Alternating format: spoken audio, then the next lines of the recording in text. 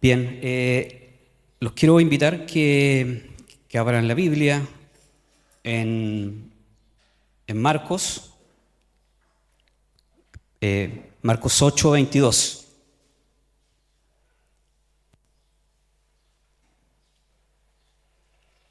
Esta palabra se llama como árboles. Ese es el título que el Señor me ha dado para llamarla, como árboles. Y bien, después de que el Señor había alimentado los 4.000, fue a Dalmanuta, atravesando el mar de Galilea en barca, y luego cruzando Dalmanuta llegó a Betsaida. Bien, entonces en Marcos 8:22 vamos a leer la Biblia. Dice: vino luego a Betsaida y le trajeron un ciego y le rogaron que le tocase. Entonces, tomando la mano del ciego, le sacó fuera de la aldea y, escupiendo en sus ojos, le puso las manos encima y le preguntó si veía algo. Él, mirando, dijo: veo los hombres como árboles, pero veo que andan. Y luego le puso otra vez las manos sobre los ojos y le hizo que mirase, y fue restablecido. Y vio de lejos claramente a todos y los envió a su casa diciendo: no entres en la aldea, ni lo digas a nadie en la aldea. Quiero primero resaltar este detalle del Señor. Él lo toma, Él lo saca de la aldea y lo toma de la mano y lo lleva.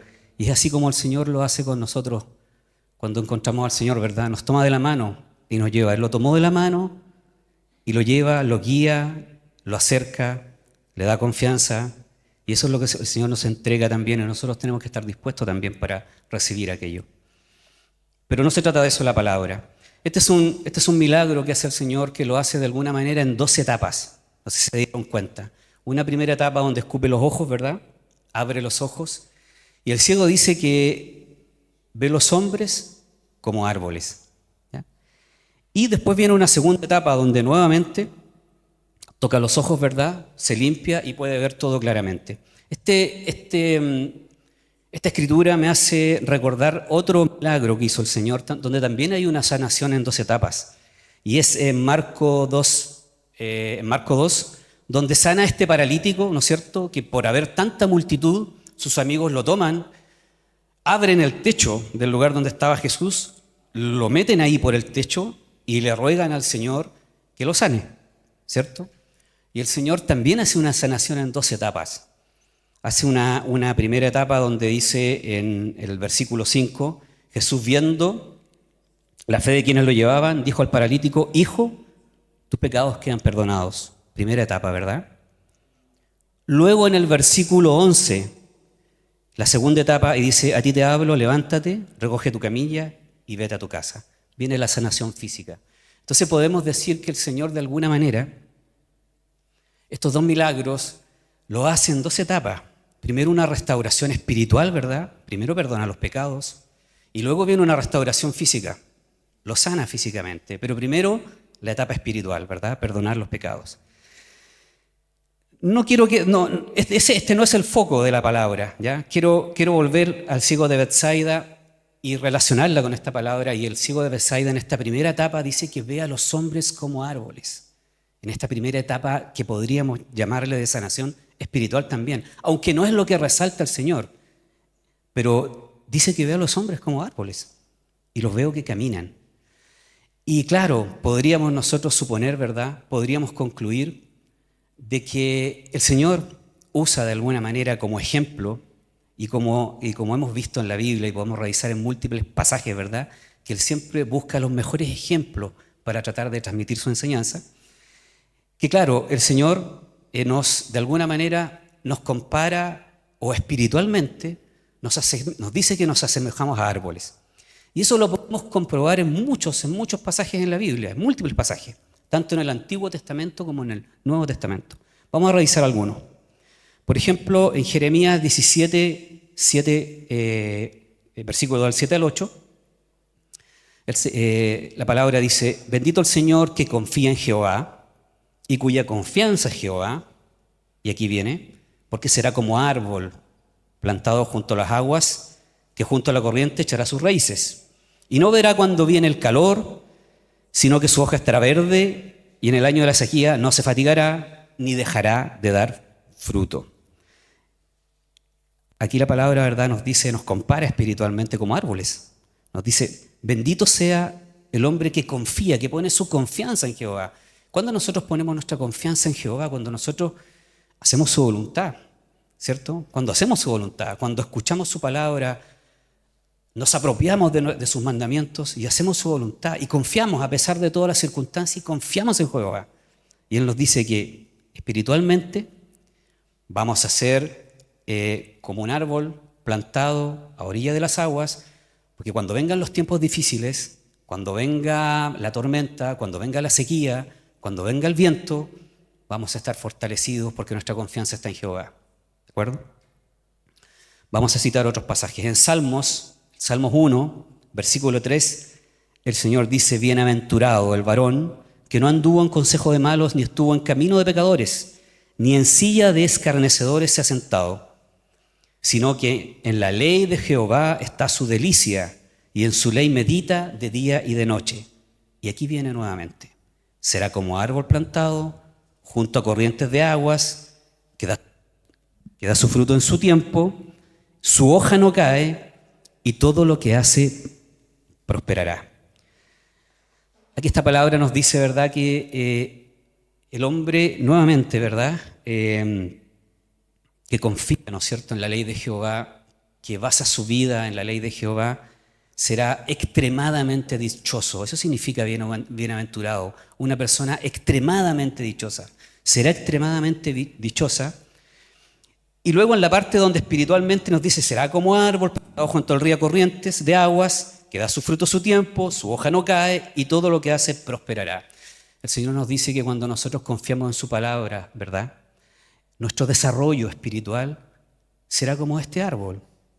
Todo lo que hagamos prosperará. Vamos a ir creciendo gradualmente y nada pasará. Y lo lógico y el resultado natural de esto es que finalmente seamos prosperados, ¿verdad? Bueno, otros pasajes como en Salmos 52:8 dice David, pero yo estoy como el olivo verde en la casa de Dios, en la misericordia de Dios confío eternamente y para siempre. Estos fueron los pensamientos de David en un momento muy crítico de su existencia. Él estaba siendo acosado, su vida estaba en riesgo de muerte porque Saúl lo estaba persiguiendo, y estaba encargado y estaba siendo perseguido para ser muerto por Saúl. Pero él dice, soy como un olivo verde en la casa del Señor. Y esa es la confianza que nosotros tenemos que desarrollar también como cristianos, ¿verdad? Confiar en la palabra del Señor y desarrollar de forma.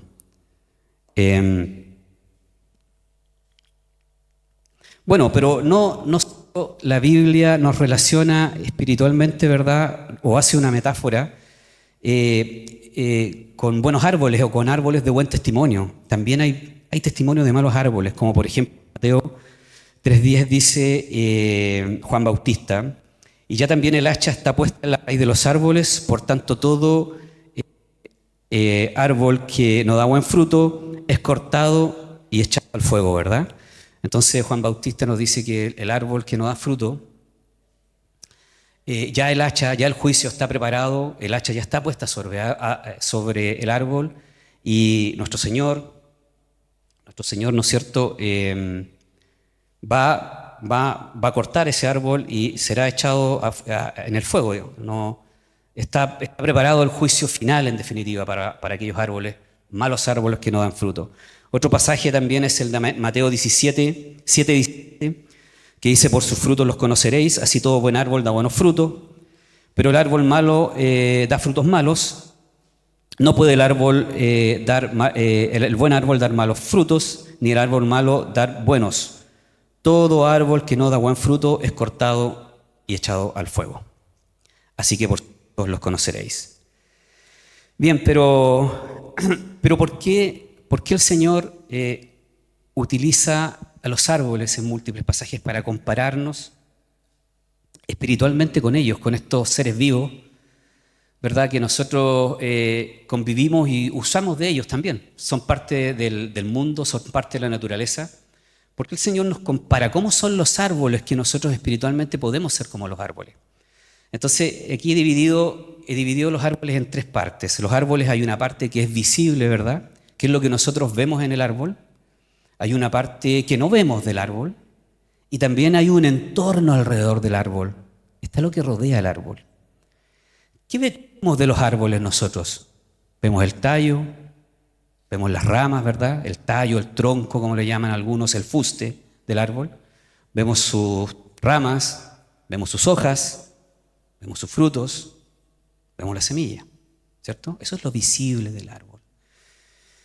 Y si eso hacemos una metáfora y lo relacionamos con el espíritu del hombre, el espíritu del cristiano, ¿qué es lo que vemos en un cristiano?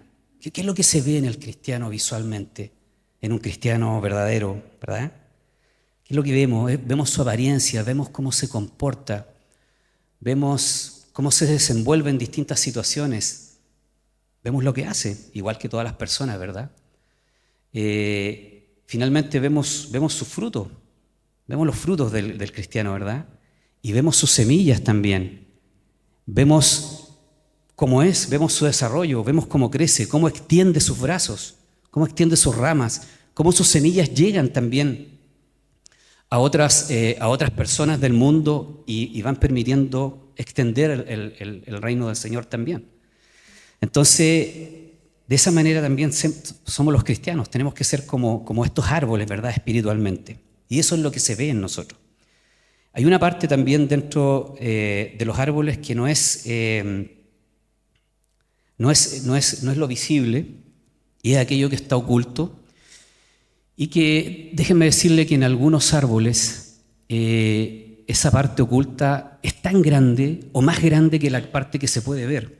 Y me refiero a las raíces. Nosotros no vemos las raíces de los árboles, ¿ya? Espiritualmente nosotros podríamos decir, ¿no es cierto?, que nuestras raíces son la profunda convicción, la profunda fe. Las raíces son los que nos permiten conectarnos con el sustrato, ¿verdad? ¿Qué hacen las raíces en el árbol? Lo sostienen al árbol, lo mantienen firme.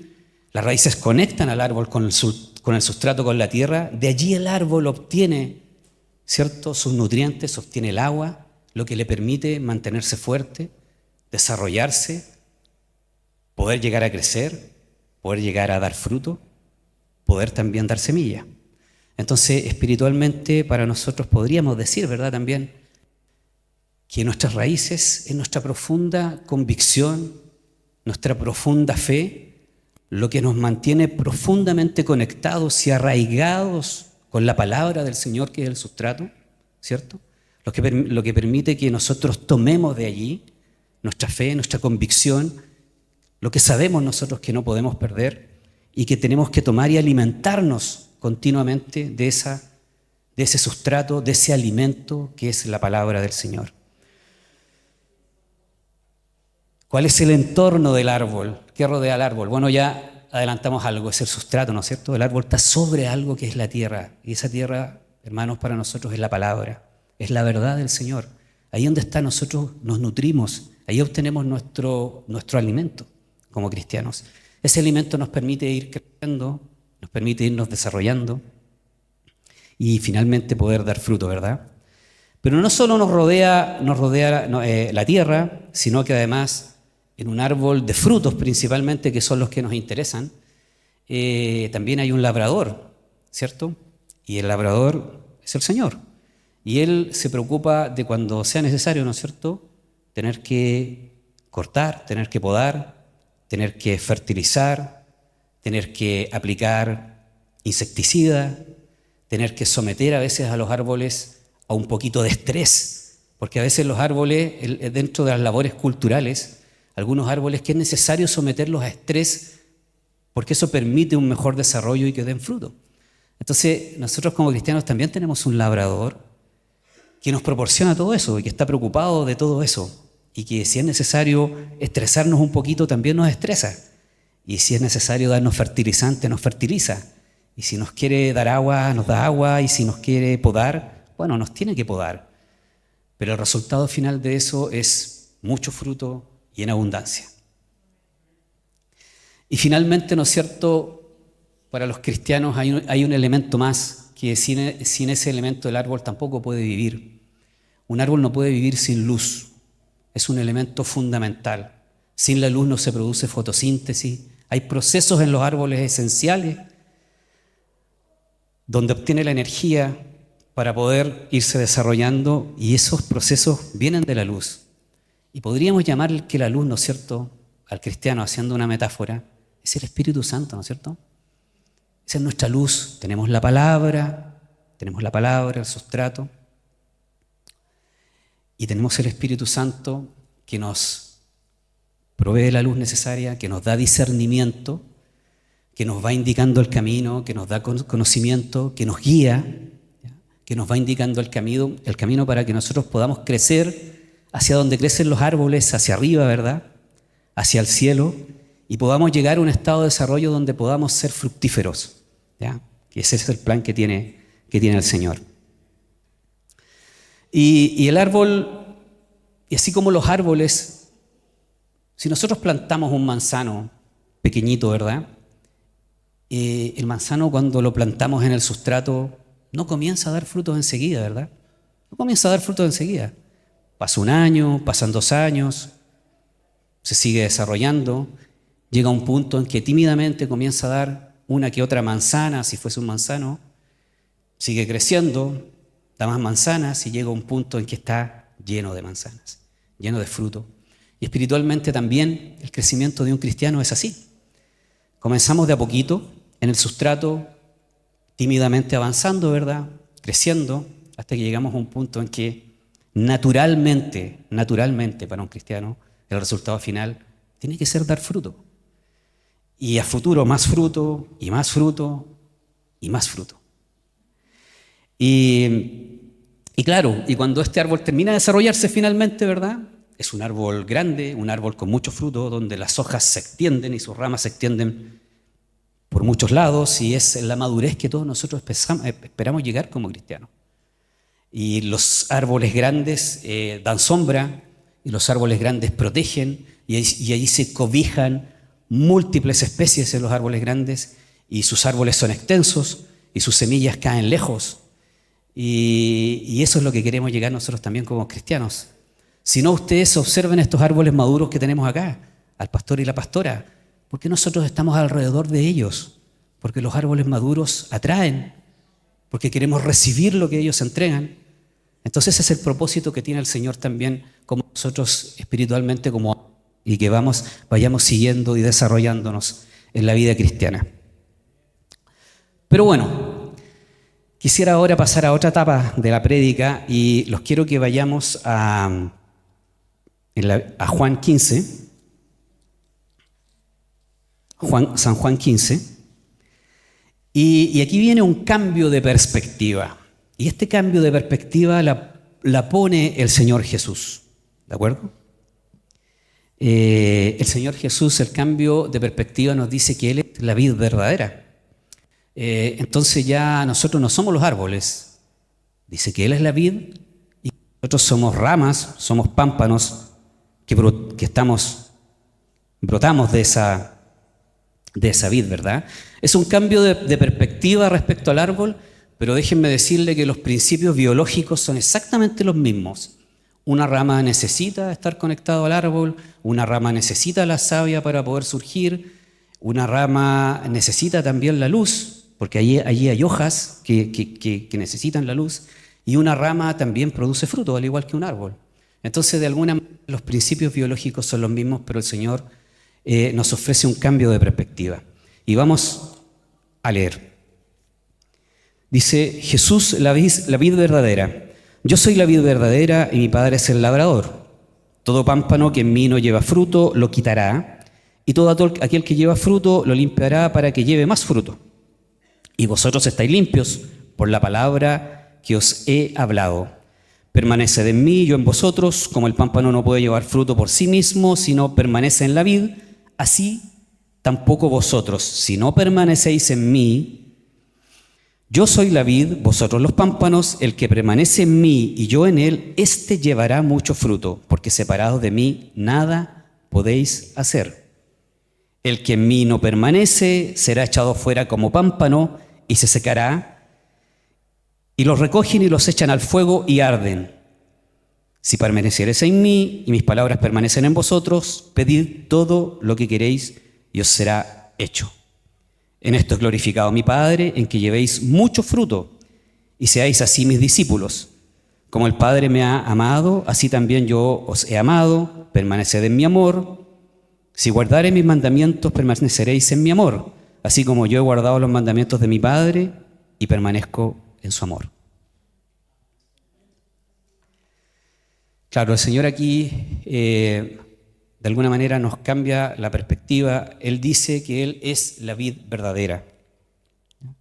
Y Él dice que el Padre es el labrador.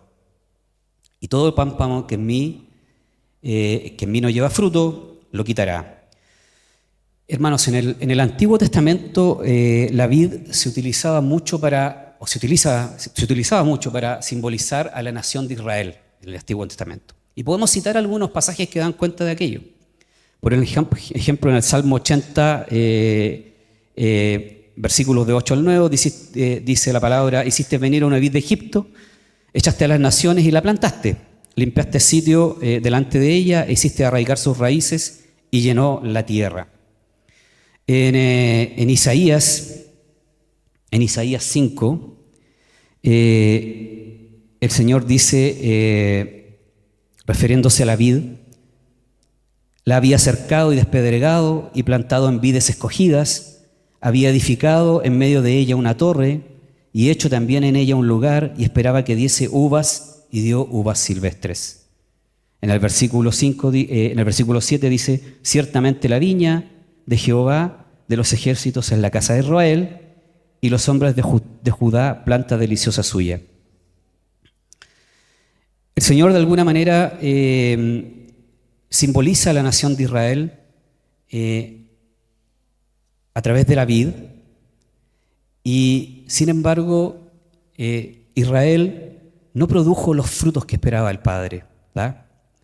Y ahora es el cambio de perspectiva. Ahora, con la venida del Señor, ¿no es cierto?, y a través de sus discípulos y a la vez de su iglesia, el mandato es a producir mucho fruto, ¿bien?, para hacer luz y sal de la tierra. Me refiero a Mateo 5. Y ese es el propósito que tiene el Señor.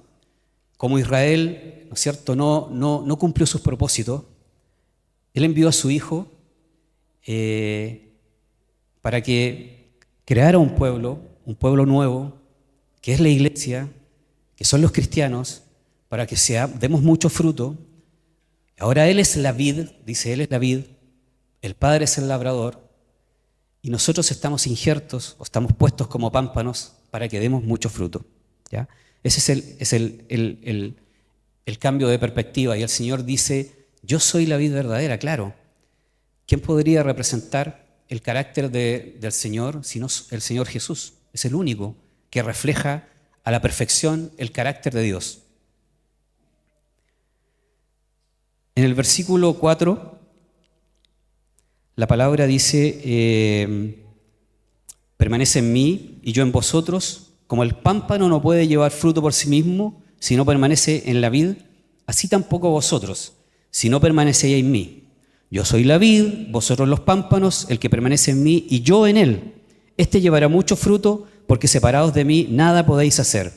El que en mí no permanece será echado fuera como pámpano y se secará. Y los recogen y los echan en el fuego y arden. Y si permanecéis en mí, mis palabras permanecen en vosotros, pedid todo lo que queréis y os será hecho. Les quiero hacer una pregunta de agricultura, una primera pregunta de agricultura. ¿Puede vivir un árbol si nosotros lo sacamos de la tierra, lo sacamos de ese sustrato? ¿Puede vivir un árbol de allí? No puede, ¿verdad? El árbol se va a secar, no recibe los nutrientes y se va a morir, y va a ser tomado y va a ser echado al fuego.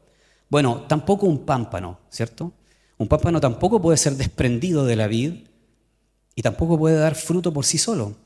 Lo que les quiero decir es que por mucho que se esfuerce el pámpano, si no está conectado a la vid, si no recibe de allí la savia y los nutrientes, es imposible que pueda dar fruto. Ese pámpano finalmente se terminará secando y va a ser echado al fuego.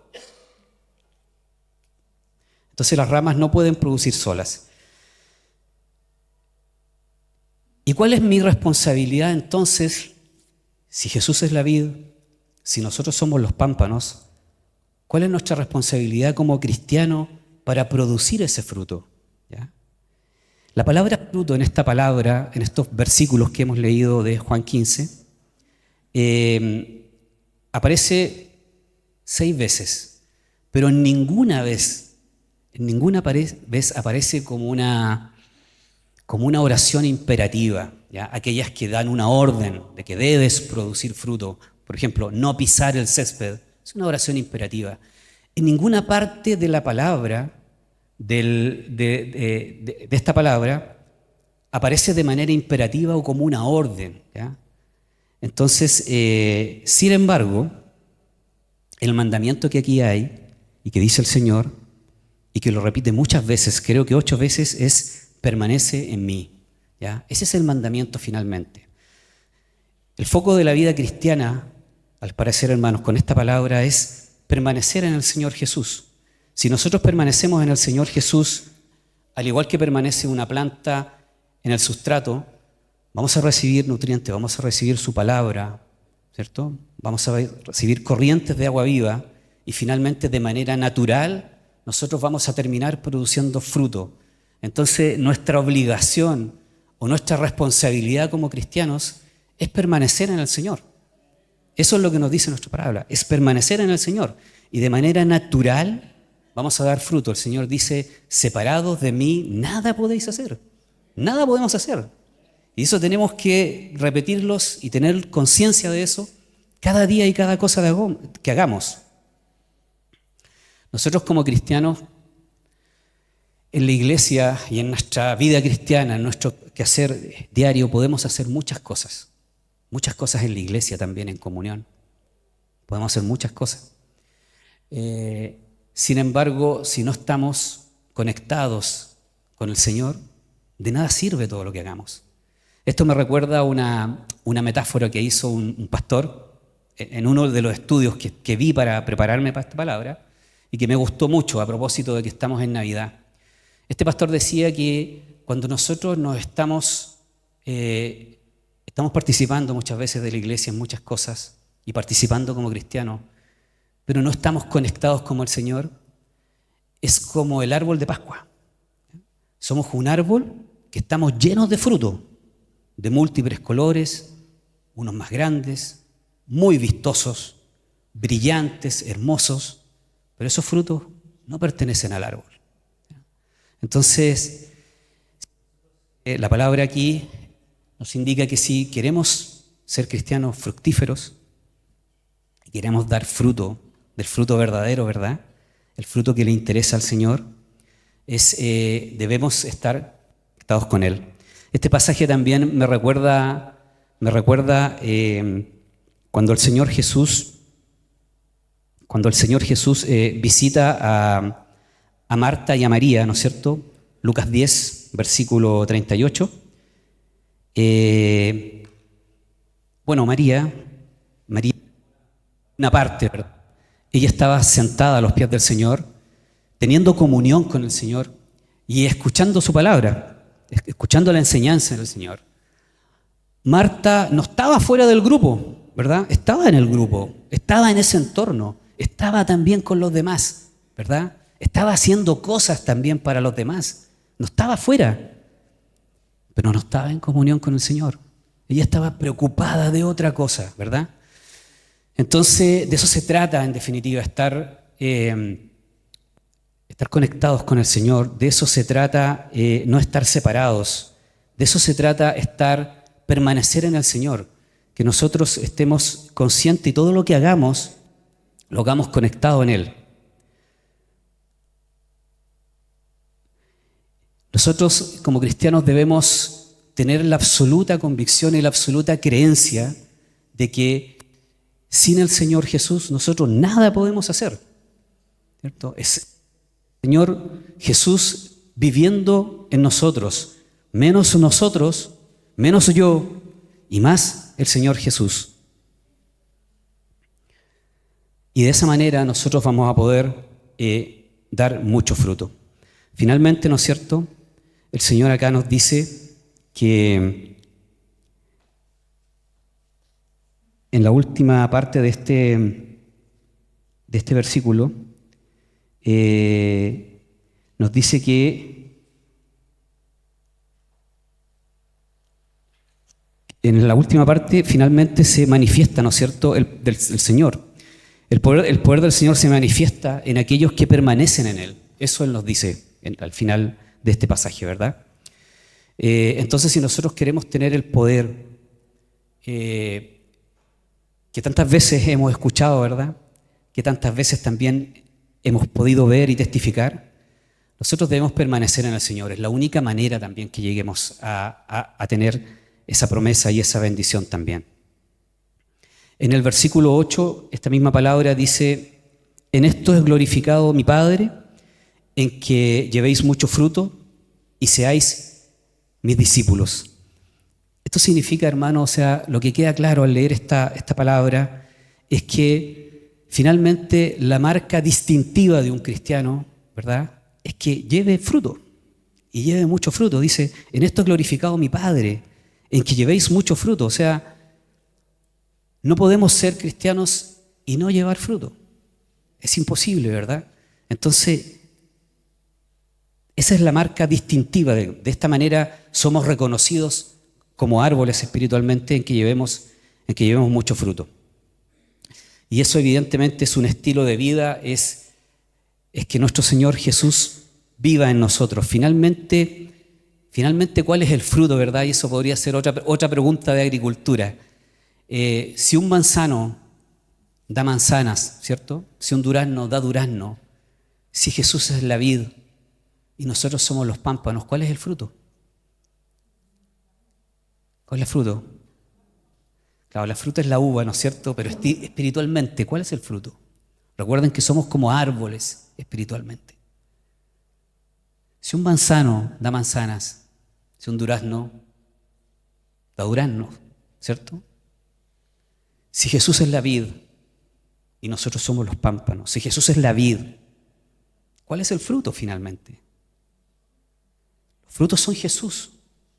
Si el durazno da duraznos, si el fruto de la vid, si de la vid es Jesús, los frutos tienen que ser Jesús. Es la vida de Jesús reproducida en cada uno de nosotros. Es menos Jesús, menos yo y más Jesús. En cada día, en cada cosa que hagamos, es poner a Jesús siempre en comunión, primero, delante de nosotros, ante cualquier cosa que nosotros podamos hacer. Ese finalmente es el fruto. Y claro, ¿no es cierto?, podemos referirnos a Gálatas 5, ¿no es cierto? Y eso se traduce finalmente en paz, benignidad, fe, templanza, mansura, bondad.